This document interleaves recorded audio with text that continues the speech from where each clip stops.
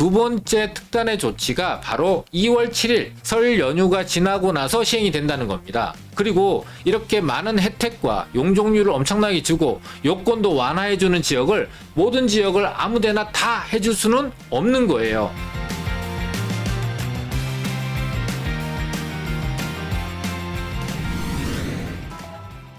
안녕하세요. 대북권의 권기현입니다. 설 연휴를 앞두고 있는 주입니다. 새해 복 많이 받으시고 명절에 가족들과 즐거운 시간 보내시고 2025년도 행운이 가득하시길 바라겠습니다. 자, 오늘 제가 말씀드릴 내용은 2024년에도 많은 부동산 시장의 문제들이 누적돼 있었고 정부와 국토부가 연초부터 이 문제를 신속하게 또 과감하게 해결하기 위해서 많은 대책들을 내놓고 있습니다. 제가 오늘 말씀드릴 두 가지의 특단의 조치가 있는데요. 하나는 오늘 1월 21일부터 시행되는 특단의 조치가 있습니다. 두 번째는 설 이후 2월 7일부터 시행되는 특단의 조치가 있습니다. 이 둘 중에 한 가지는 꼭 우리 시청자 여러분이 기억하고 알고 계시고 미리 대응할 준비를 하고 계셔야 우리 시청자분들 앞에 바로 앞에 기회가 왔을 때 놓치지 않고 후회하지 않을 수 있다라고 생각이 됩니다. 끝까지 시청해 주시면 감사하겠습니다. 자, 국토부가 첫 번째 내놓은 특단의 조치는요. 도시형 생활주택을 원래는 60제곱미터 이하로 지을 수 있는데 이번에는 전용 85제곱미터로 지을 수 있도록 완화하면서 이름을 아파트형 주택이라고 부른답니다. 아파트형 주택이라 불러도 여전히 도시형 생활주택이나 빌라인 거는 변함이 없겠죠.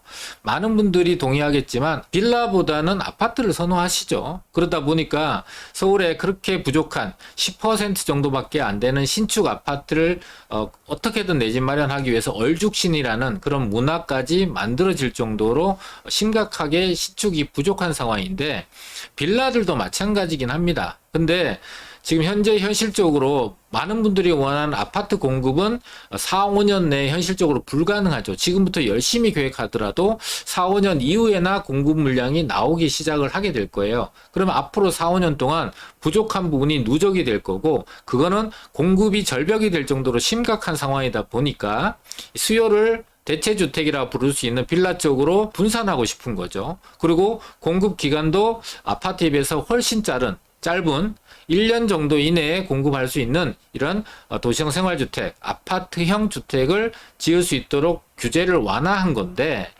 여기서 이 제도를 만들어도 시행이 되고 시장에서 받아줘야만 실효성이 있는 거잖아요. 그러려면 될 거냐가 관건인데 그 측면은 공급자 측면에서 봐야 돼요. 이렇게 제도를 완화해도 공급자가 이 제도를 활용해서 공급을 하지 않으면 제도 자체가 유명무실해지잖아요. 그래서 공급자 측면에서 이게 실제로 실행이 될까 두 가지 측면을 볼 수 있는데요. 첫 번째는 공급자 입장에서 사업성입니다. 예를 들면은 85제곱미터 넓은 이제 아파트 같은 살기 좋은 20채 정도의 집을 지을 수 있다라고 가정을 하면은요, 그보다 훨씬 작은 원룸이나 또는 투룸 정도로 짓게 되면 40채 정도의 집을 지을 수가 있습니다. 저도 여러 건축들을 많이 경험해 봤기 때문에 다른 데도 많지만 용산에도 빌라 40동 이상, 그래서 800명 정도를 투자해 드렸고 용산구라든지 종로구 그다음에 서초동 같은 데서도 15층에서 20층 정도의 오피스텔과 아파트가 혼재되어 있는 복합 건물도 많이 지어봤는데요. 사업성이 나오지 않으면 시작조차 하지 않습니다. 사업성이 나와야 어느 정도 어마어마한 막대한 돈을 투입을 하는데 리스크를 안더라도 어느 정도의 뭐 10%든 15%든 수익이 남아야만 사업을 시작을 하잖아요.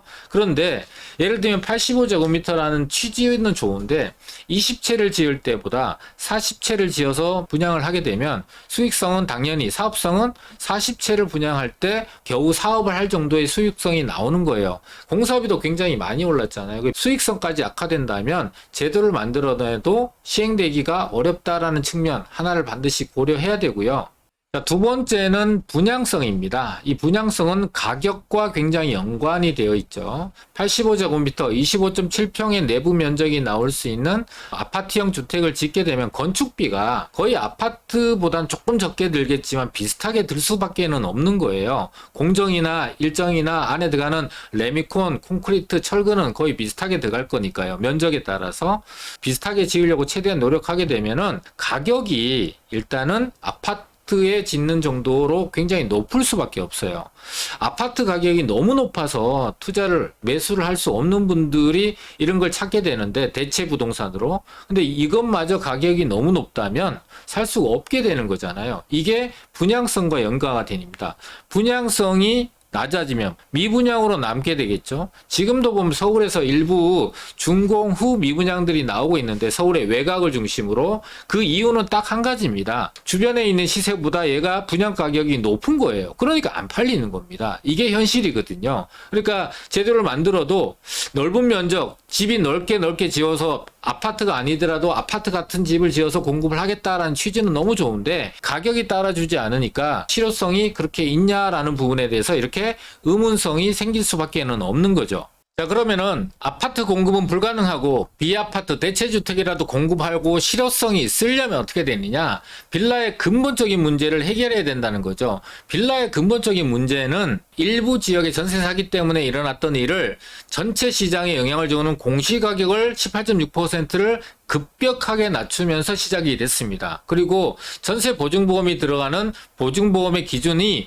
공시가격 150%에서 126%로 급격하게 낮아졌고요. 또 전체 임대시장의 90%를 공급자의 역할을 하고 있는 민간의 주택임대 사업자에 대해서 범죄자 취급을 하고 혜택을 축소해버리고 아예 없애버리다 보니까 정부는 역할을 10%밖에 못하고 민간에서 90%를 해줘야 되는데, 민간에서 주택 공급을 담당하고 있는 90%의 민간 임대 사업자들을 벼랑 끝으로 내몰다 보니까 공급 자체가 안 되는 거예요. 게다가 전세 가격 빠졌죠. 매매 가격 빠졌죠. 그러다 보니까 지으면 지을수록 손해가 쌓여가는데 누가 어떤 사람이 이걸 짓겠습니까? 그래서 이 문제를 해결해야 되는 게 가장 근본적인 문제다. 그리고 정부와 서울시가 이런 특단의 조치를 연초부터 계속해서 쏟아내는 가장 근본적인 원인은 공급이 부족하기 때문이죠. 정부가 발표한 것보다 실질적으로는 올해도 2025년도 무려 4분의 1 토막이 나는 실질적인 공급이 부족한 상황이 될 거고, 2026년, 7년, 8년도 너무너무 부족한 상황이 바로 내년부터죠. 이걸 해결해야 되는 거예요. 그래서 이런 특단의 조치가 나오게 되는데, 쌓이다 보면은 개발을 활성화시키고 개발에 대한 혜택을 많이 주는 쪽으로 방향이 잡힐 수밖에 없어요. 그러면은 한쪽은 혜택을 주고 한쪽은 혜택을 못 받게 되면은 혜택을 받는 쪽의 가치가 높아지게 되면서 양극화가 벌어지게 되는 거예요. 아파트만 그런 게 아니라 빌라에서도 이렇게 양극화가 벌어진다는 거예요. 그래서 가장 크게 나누는 거는 개발이 안 되는 빌라와 개발이 되는 빌라의 양극화가 심하게 나타날 거고, 개발이 되는 빌라 중에서도 신규 아파트 가격이 15억 이하인 지역과 신규 아파트 가격이 20억 이상 지역의 양극화가 매우 심하게 나타난다는 겁니다. 실제 사례를 한번 보게 되면은 일반 빌라들도 가격이 계속해서 오릅니다. 그런데 재개발이 되는 빌라는 개발의 진행 단계에 따라서 쑥쑥 이 단계별로 계단식으로 크게 오른다라는 차이점이 생기죠. 예를 들면은 현재 방배 5구역, 6구역이 있는 주변 지역의 신축 빌라 같은 경우는 예전에 2억 8천만 원 정도 했거든요. 그러다가 4억이 되고 7억을 갔다가 전세 사기 때문에 지금 5억대 후반 6억 정도 와 있습니다. 그에 비해서 재개발이 추진되고 있는, 예를 들면 노량진 뉴타운 같은 경우는 예전에 2억 5천 정도 하던 빌라가 6억이 되고 지금은 12억이 돼 있다라는 거죠.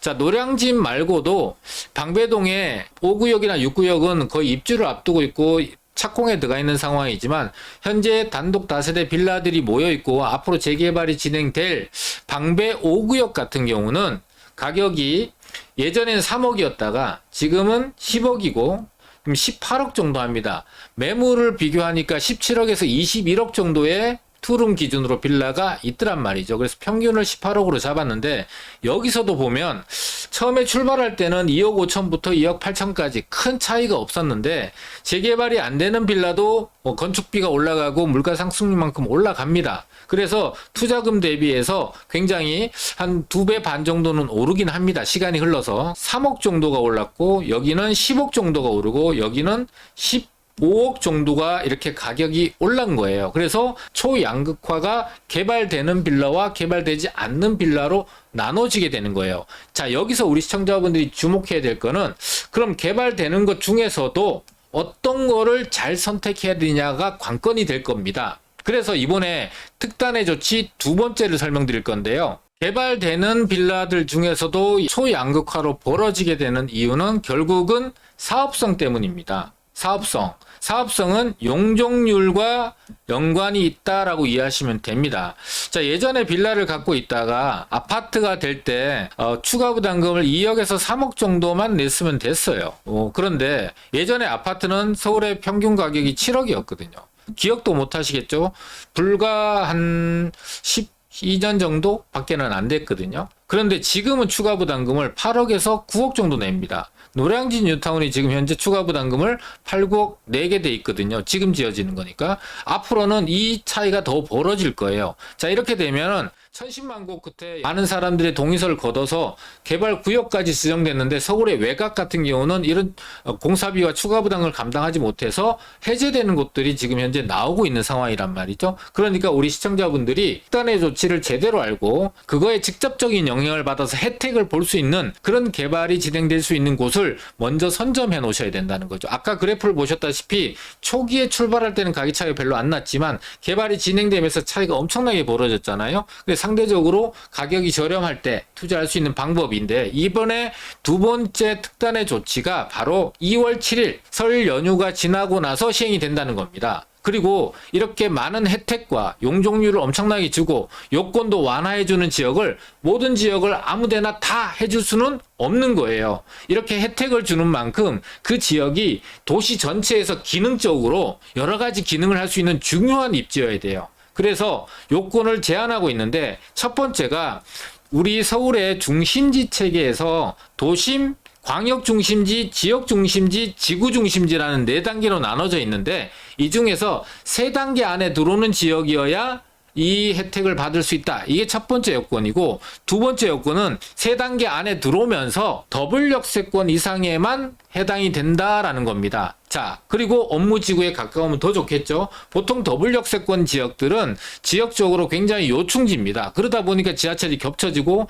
또 겹쳐져서 또 요충지로 성장을 하게 되는 거거든요. 전부 다 제가 찾아놨습니다. 지도를 통해서 어디를 콕콕 집어서 좀 설명을 드리도록 하겠습니다.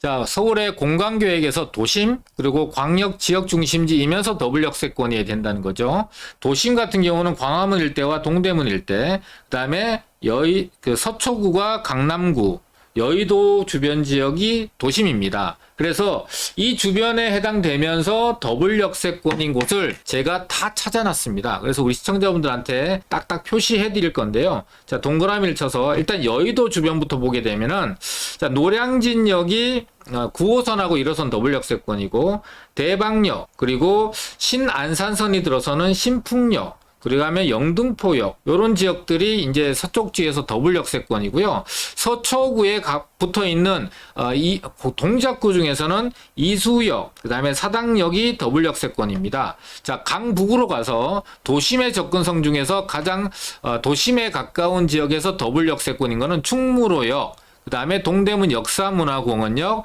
신당역, 청구역, 약수역까지입니다. 그리고 강남에 인접해 있으면서 더블 역세권인 곳은 종합운동장역, 석천역, 그 다음에 오금역, 그리고 밑에 가락시장역입니다. 제 몸에 가려서 안 보이겠지만 제가 불러드렸으니까 충분히 아실 수가 있겠죠. 합치게 되면은 총 하나, 둘, 셋, 넷, 다 15곳인데요. 이 중에서 가장 좋은 지역 중에서 좋은 지역으로 우리 시청자분들이 가장 적은 자본 1억대에서 2억까지의 초역세권에 해당되는 지역들을 추리고 추려서 탑3를 만들어 놨습니다. 그래서 이 내용은 자, 영상에서 다 알려드리는 것보다는 오프라인에서 저희 세미나에서 알려드릴 건데, 이번 주는 설 전이기 때문에 금요일 날 세미나를 진행합니다. 그래서 우리 시청자분 관심 있는 분들은 오시면은 설을 앞두고 제가 정보로서 좋은 선물을 드린다는 측면에서 서울에서 작은 자본으로